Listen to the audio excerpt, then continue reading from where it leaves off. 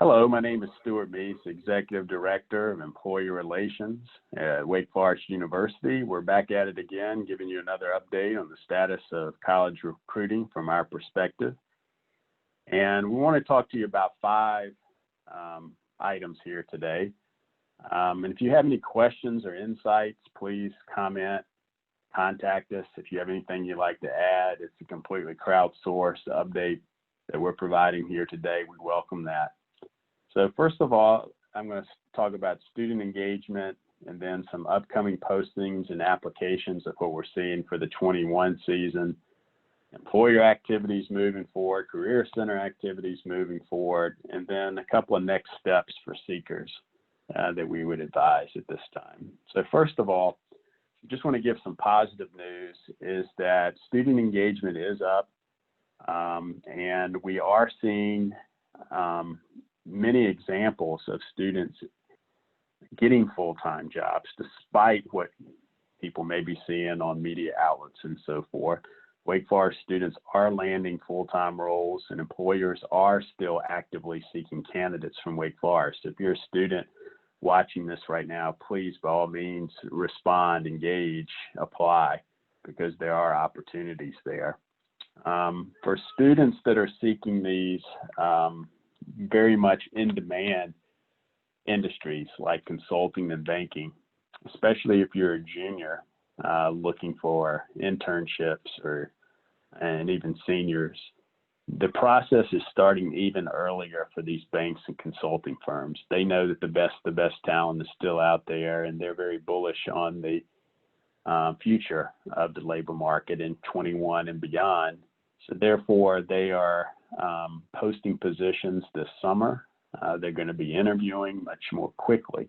So if you're a junior, please engage during the summer. Use this time to set up search agents and interact with these employers in their multi-school info sessions, and by all means interview for these opportunities if you're given an opportunity to do so.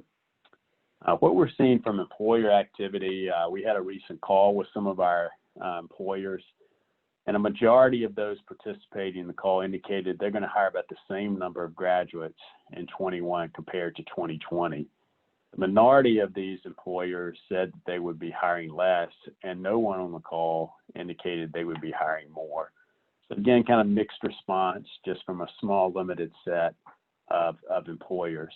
But another thing that we noticed that employers are concerned about is maintaining their employer brands on campus, which in some cases employers have built up over a long period of time, and they're wanting to not relinquish any of that market share that they have worked so hard to build up over that time.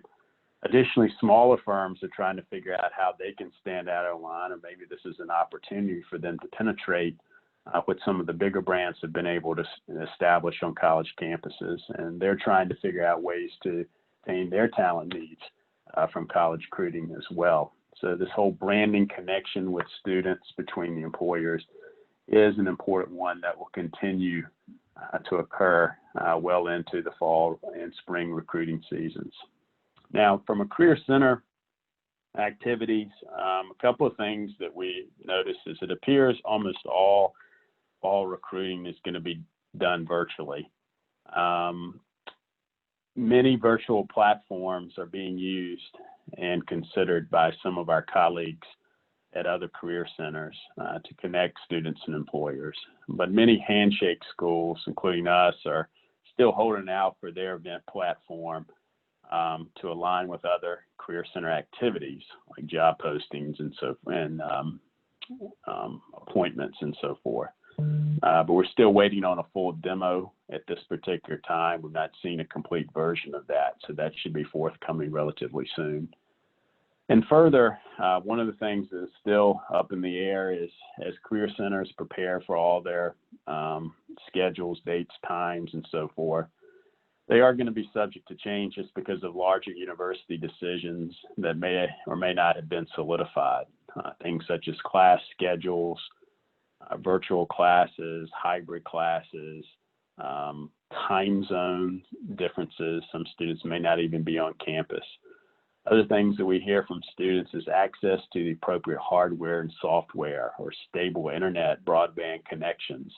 There's concerns over that as well. And just the general Zoom fatigue. If if students have been on line all day with classes, and you can have more employers trying to separate themselves from the field by holding individual sessions, how much can one person actually be on the computer and on Zoom during that particular time? So something to think about.